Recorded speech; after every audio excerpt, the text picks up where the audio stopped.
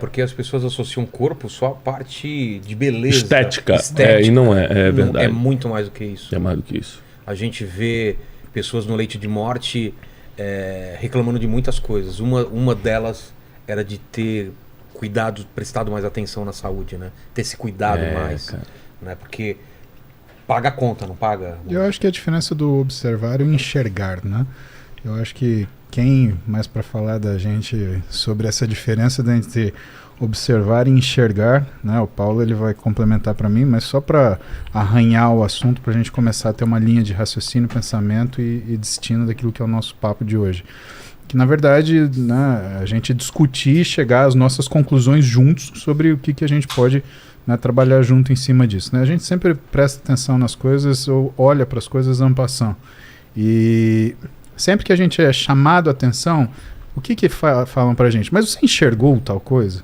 Né? Isso quer dizer a diferença entre você observar, que é aquela visão sem nenhum tipo de objetividade, pelo contrário, às vezes até para justificar que você está de olhos abertos, e na verdade a gente falta enxergar as coisas que a gente precisa. Né? O que a gente fala? Você fala observa o caminho ou você enxerga o caminho? Viu, mas não percebeu. Exatamente isso. Paulo, complementa, por favor, em relação à consciência nossa. Eu tenho uma definição do indivíduo. Indivíduo vem de indivisível. Né? Então nós somos indivisíveis. Muitas pessoas querem compartimentalizar isso. Então no topo está o corpo. É o visível, tá? É o iceberg que está fora da água, é o corpo. Embaixo está a alma. Que a alma, na minha definição, é a combinação de razão, emoção e consciência. E embaixo está o espírito. E quando as pessoas falam, Paulo, como é que eu faço para performar? Meu amigo, cuida do teu corpo, cuida da tua alma e cuida do teu espírito. Se você conseguir focar nos três, se você tiver disciplina, sabedoria para focar nos três, cuidar do teu corpo, cuidar da tua alma. E alma é o quê? A alma é a combinação razão e emoção. Tem pessoas extremamente cognitivamente avançadas, um consciente intelectual avançado, mas emocionalmente muito burro, muito limitado. Outros, uma estrutura emocional muito legal, mas cognitivamente limitados. E é a consciência que trafega do corpo ao espírito. A consciência vai alterar o teu corpo, a consciência altera o teu espírito. Então, se eu estou com a razão, com a cognição bem, e eu sei o que é certo e o que é errado, cognitivamente falando, eu sei quais são os preceitos do bem e do mal, os valores, e emocionalmente, eu estou bem e emocionalmente trafegar no campo do amor, sentir amor. Meu amigo, a tua consciência vai ser plena. E uma consciência plena alinha corpo, alma e espírito. Então, essa é a minha definição de alma. A combinação de razão, emoção e uma consciência que trafega do corpo ao espírito. Eu tenho uma dúvida, Thiago, nessa definição de espírito, se ela é existe o nosso corpo físico e o nosso corpo espiritual. O espírito é meio um corpo, ele é uma casca espiritual, como é o nosso corpo, ele está embalando alguma coisa? Vilela, então a gente vai responder corpo físico, corpo espiritual e corpo almático. Tem essa definição também de corpo almático? Depois eu quero saber também. A definição mais popular assim que a gente consegue explicar o espírito é um walk-talk divino dentro da gente. O corpo, depois que a gente morre, volta para a Terra. Certo. Então, depois da morte não serve. A alma, que, como Paulo explicou muito bem, nossa razão, emoção, intelecto, vontades, tudo isso é o que vai ser julgado segundo as escrituras no juízo final. É a alma que vai ser julgada. E o espírito, independentemente de para onde vai tua alma, céu ou inferno, o espírito volta para Deus. Por quê? É o ponto de contato de Deus com todo ser humano.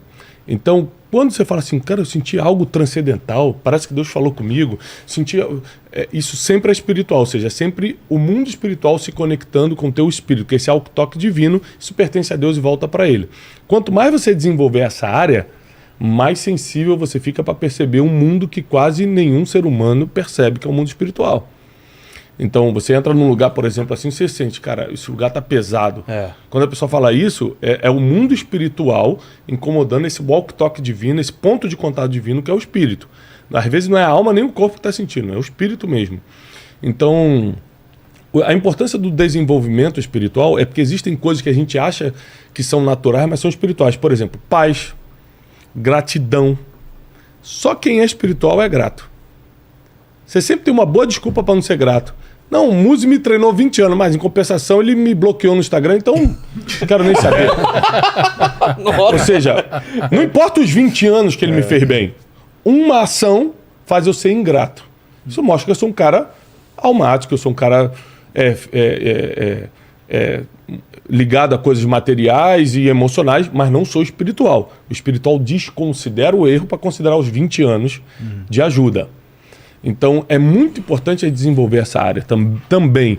Eu acredito muito que a área do Paulo, a área emocional, ela é o cerne de tudo. Por quê? Não tem como você ser espiritual sem primeiro colocar a alma no lugar. Senão, lembrando que a maioria dos genocídios aconteceram em nome de Deus.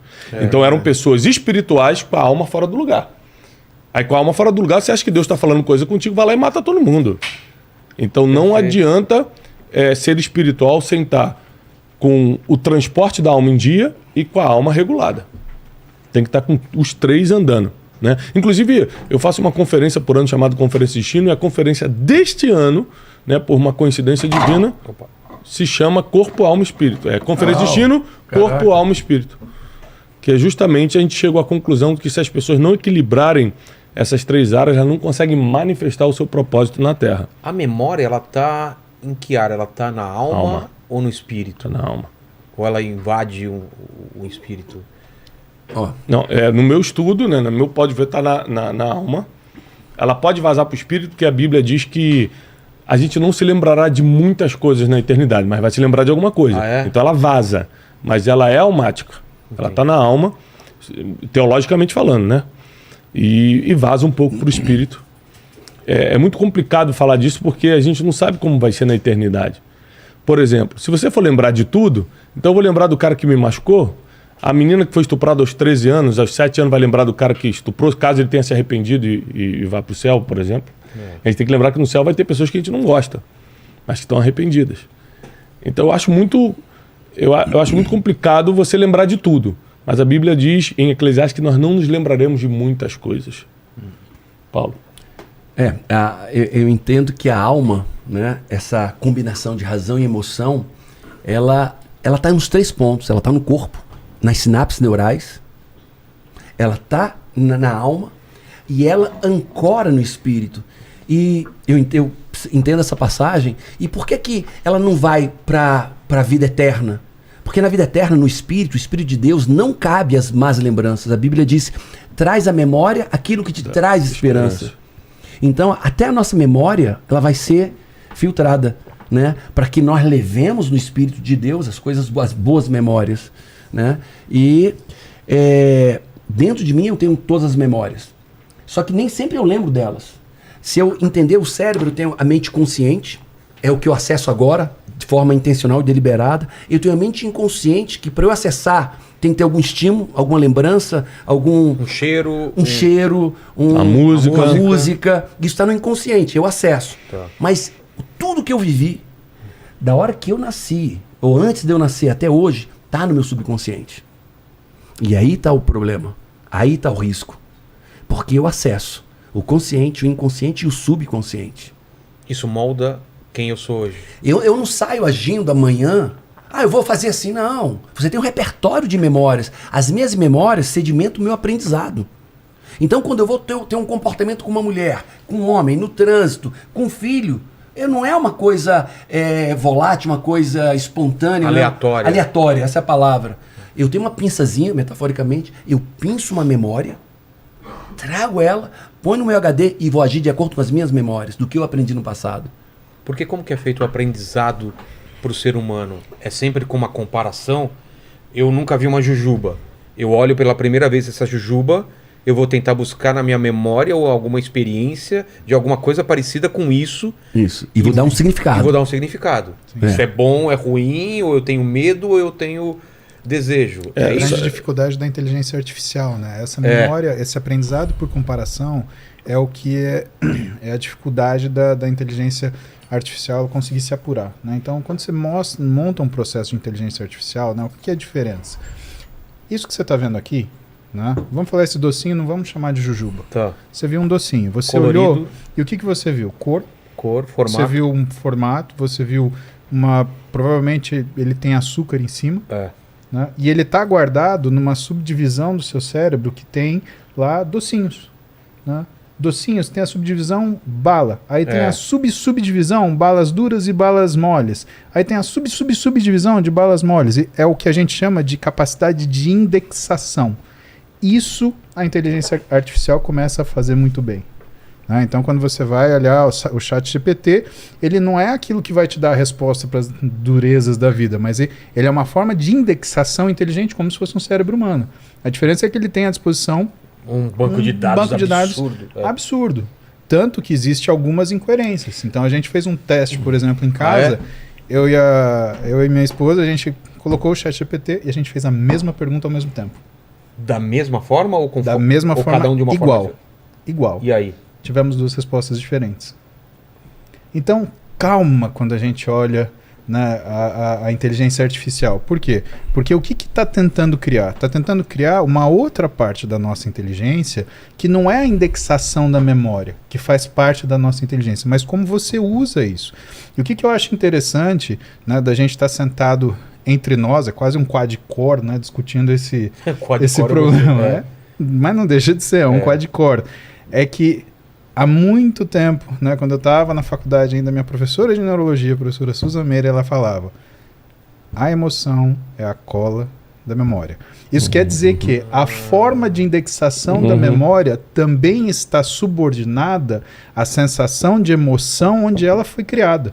Cara, isso é fantástico. Você já assistiu o filme Kingdom of Heaven? Eles traduziram aqui Kingdom of Heaven. Traduziram como A Cruzada. A Cruzada, Sim. com Orlando Bloom. Sim, sensacionais. O pai dele, quando vai nomeá-lo cavaleiro de Jerusalém, dá um tapa na cara dele. Pau! Fala assim, isso é para você se não lembrar. esquecer, Exato. você não esquecer desse dia. Eu precisei gerar uma dor, uma emoção para você. isso de forte impacto emocional. Cara, eu não lembrava dessa parte. Para você não esquecer o que está acontecendo hoje, ele deu um tapa na cara do filho. Uma outra coisa curiosa... Ou seja, a emoção, ela cola, né? A memória. É a cola da memória. E que era uma coisa muito importante.